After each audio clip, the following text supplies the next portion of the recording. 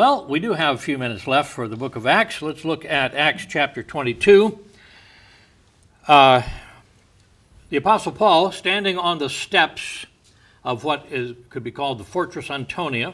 The steps went from the Temple Mount on up to the Fortress Antonia, which is called the castle, which is the translation of the word basically meant the barracks where the soldiers were being housed.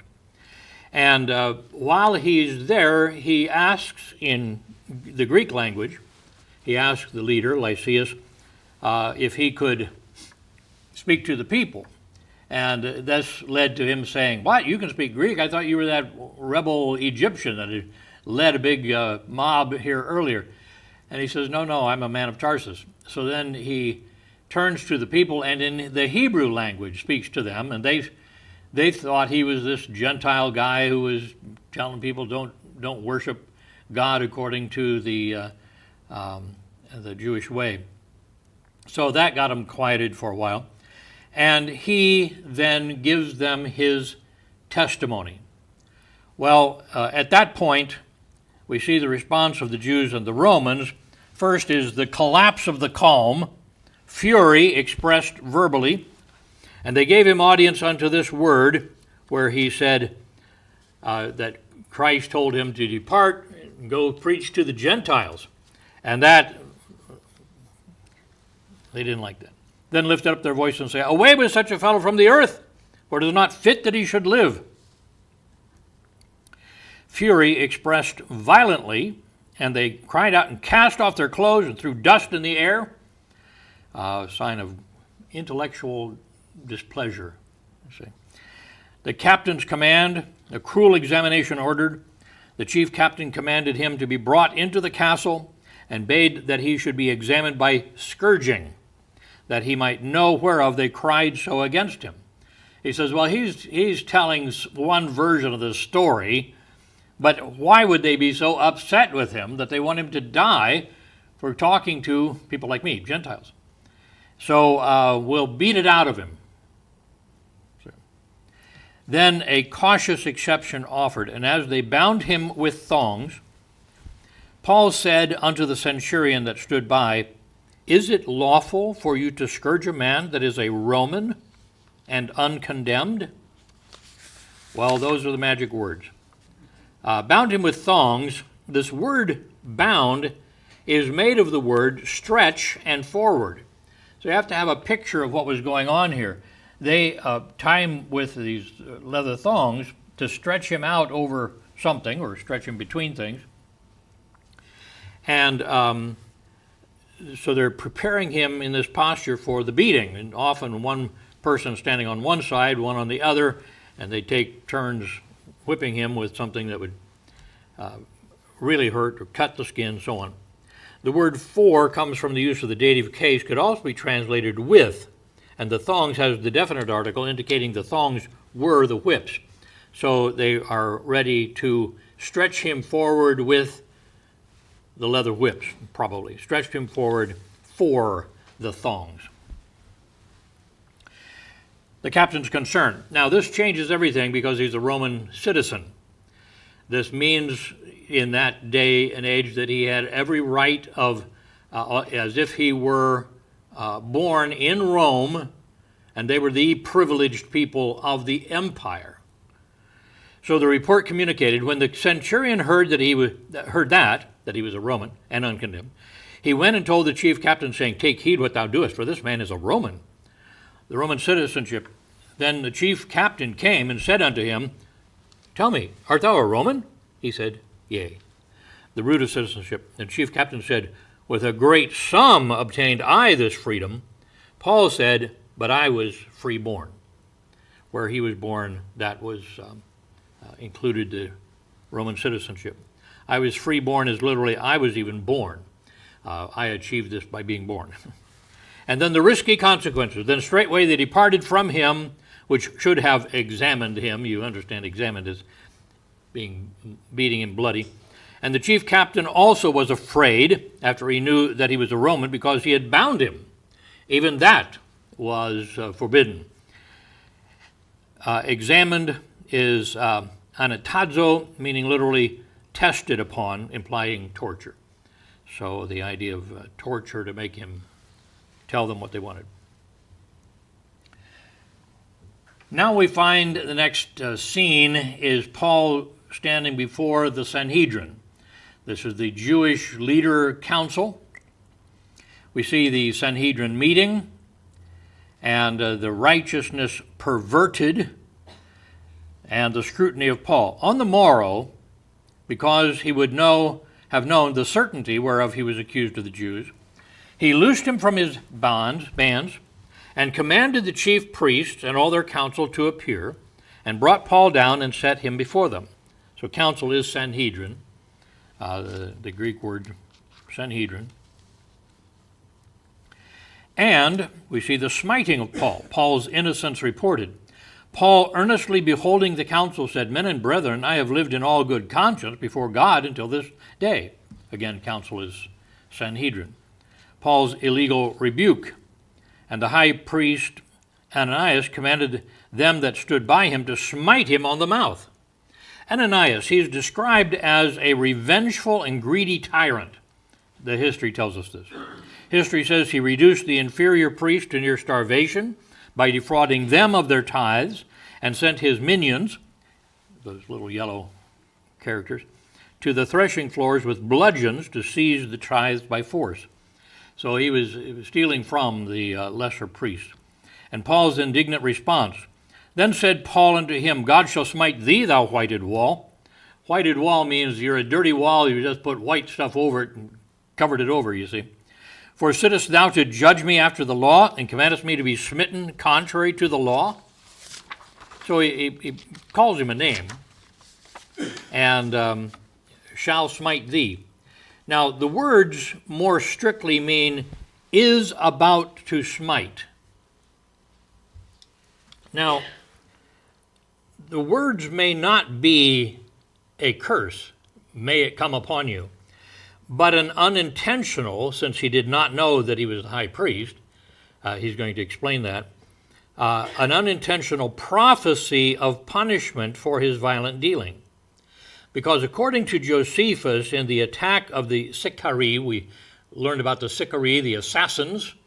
They would hide, they didn't carry swords, they had small curved daggers, and would sneak up behind somebody and stab them even in the daylight and walk on like nothing happened. And there was a great attack of these upon Jerusalem, and they were attacking anybody that had anything to do with Rome or anybody whose activities they didn't particularly appreciate. They dragged Ananias from his hiding place in a sewer of the palace and murdered him. So God's revenge for this greedy tyrant was coming. So what he said, unintentionally speaking to a high priest, because he didn't know who it was, that voice around the corner, he didn't know who said that, but he was just calling out the contradiction. The law forbade somebody to be smitten while they were being investigated, and they're just contrary to the law to judge him under the law. Well, then Paul's indictment for reviling, and they that stood by said, Revilest thou God's high priest? You see, there is a rebuking that the God's leaders can receive. The Apostle Paul actually points this out to his leaders, Timothy and Titus, talking about this, because both of them were not so much pastors in themselves as they were apostolic representatives over the pastors under their care. And he said, if it turns out that a pastor has sinned, then he is to be brought before the congregation and rebuked, that his sin is to be named and he's to be called down for that. Now, at that point, he, like anybody, could be, fall into sin. So it'll be up to the church then to decide whether they could forgive him of the sin, or as long as it's not something that violates his requirements for being a pastor. But the sin would be exposed before all. That would be quite a rebuke. I've never heard of it happening. People don't take those things literally anymore. But anyway, that's what the apostle says. The point being that you can do that is just that you don't revile them, you see. And reviling is considered here. God's going to do something bad to you, and reviling like that. That's not how it's done. And certainly you don't speak to a person who is in the position of God's leadership like that. That is characteristic of the false prophets who speak evil of dignities and so on. So the apostle did not intend to speak bad about authorities, God's authority, even if they deserved it. The sorrow of Paul then said, Paul, I wish not, brethren, that he was the high priest, for it is written, thou shalt not speak evil of the ruler of thy people. He was quite aware of that concern by God. Then the resurrection proclaimed. Paul now is looking at what's going on, and he begins to analyze by the dress custom who it is that's there standing before him to judge him. And he recognizes something that that part of the group were Sadducees, basically rich unbelievers. Somebody said they were the upper crust, a bunch of crumbs stuck together by their own dough. That's upper crust. But the others were Pharisees. And so the rift. But when Paul perceived that the one part were Sadducees and the other Pharisees, he cried out in the council, men and brethren, I am a Pharisee, the son of a Pharisee. And then he brings out, of the hope and resurrection of the dead, I am called in question. Council of Sanhedrin. So he's still in the same thing. And clearly this is true, see. Christ rose from the dead. He was proclaiming this. So the reaction, and this was, he was finding how to divide the Sanhedrin here, and he was able to do that. So we see the two parties. And when he had so said, there arose a dissension between the Pharisees and the Sadducees, and the multitude was divided. I want you to notice the two positions, because he explains to us here, for the Sadducees say there is no resurrection, neither angel nor spirit, but the Pharisees confess both. Both, the word clarifies that the two doctrines are in view here, not three. The idea that they denied the resurrection and then the existence of spirits, whether of angels or the spirits of men. So that's the idea, considering it two parts here. And then the riot. The Pharisees protest. And I want you to see what all they included in this protest. There arose a great cry, and the scribes that were of the Pharisees' part arose and strove, saying, we find no evil in this man, but if a spirit or an angel hath spoken to him, let us not fight against God. So that wasn't even brought up, see. But they're throwing this in the face of the Sadducees. And Paul is protected. And when there arose a great dissension, the chief captain, fearing lest Paul should have been pulled in pieces of them, commanded the soldiers to go down, take him by force from among them, and to bring him into the castle. I think at that point he recognized that he got what he wanted. They just didn't like him. He had done nothing wrong. There was no crime involved here. They didn't like him. They didn't like what he was charged with. The penalty for what he was that they were asking was death, and he had done nothing to deserve that impeachment. I mean that death charge. So then we see that they take him out. They pull him away. Then we see the divine appearance. The night following, the Lord stood by him, and this is Jesus, you see, Master Jesus, and said, Be of good cheer, Paul, for as thou hast testified of me in Jerusalem, so must thou bear witness also at Rome. Now, that certainly would have stayed with him, this word of comfort, but this word of prophecy. He says, I have engineered this just as much as I engineered Joseph of the Old Testament being sent as a slave, being falsely accused and sent to prison. It was the shortest way to get him into leadership in Egypt. And as I did that, and it's going to take some patience and take some time, I am sending you to Rome. And Rome's going to pay for it, pay your expenses. So the divine appearance, and this gives him that comfort.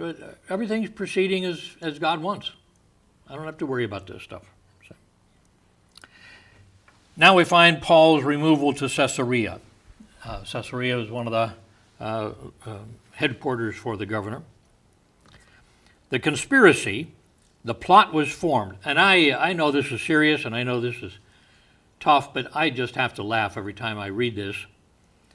The plot was formed, and we want to meet the radicals who are forming the plot against Paul, and the curse. Hear the dum-dum-dum-dum. And when it was day, certain of the Jews banded together and bound themselves under a curse. This is a self-curse, saying that they would neither eat nor drink till they had killed Paul. Certain of the Jews banded together. It translates the phrase, meaning literally, making certain of the Jews a conspiracy.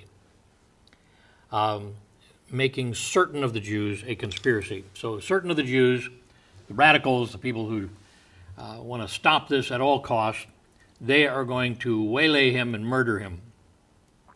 Bound under a curse is Strong's anathematizo, to anathematize, to curse. A.T. Robertson says of this, and notice how he explains this, a late word said by Kramer and Thayer to be wholly biblical or ecclesiastical, but Deisman, who was the discoverer of a great store of dried papyri and other writings on clay, that was a whole collection of words that were in the Koine Greek, in the common language of the Greek, not the classical poetic Greek. Deisman found, after these men had written their opinions, he quotes several examples of the verb in an Attic cursing tablet from Megara of the 1st or 2nd century. So it was something that was used, it just wasn't used much elsewhere. This proof shows that the word, as well as anathema, the noun, from which the verb is derived, was employed by pagans as well as by Jews. Deisman suggests that Greek Jews, like the 7 sons of Sceva, may have been first to coin it. It occurs in the Septuagint as well, and it gives the verses. They placed themselves under an anathema, under a curse, devoted themselves to God in their understanding. So what's going on here is they bind together, and we are not going to eat or drink until we have waylaid and murdered this man. And let me just mention here then the conspirators, and there were more than 40 which had made this conspiracy. Conspiracy is the word sunomosia, and Robertson says of this word, old word from sunomnumi, to swear together, and found only here in the New Testament. So the idea is that they are bound together, they're sworn together. They have a together oath, and this is that they will not eat and drink. So 40 of them, and I'm thinking, because of the way this works out, the captain hears of this and sends him away, and somewhere you find 40 really skinny, dried up people who are saying, we wish we hadn't sworn and then told the priest about it. We just wish that hadn't happened. But we'll get back to see what happens to these conspirators and to Paul against whom they were conspiring next time, as God allows. All right. Comments or questions?